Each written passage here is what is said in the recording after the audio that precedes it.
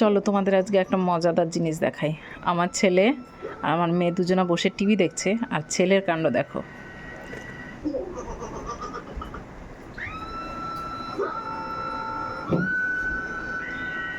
তো এদিকে টিভি চলছে, একজন আর সোফায় বসে টিভি দেখছে, আর একজন আর বসার জায়গা পাননি।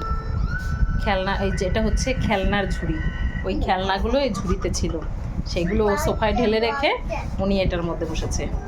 কেন এই ঝুড়িটা ভেঙে যাবে না? এই তুই যে এখানে বসেছিস, ঝুড়িটা ভেঙে যাবে না?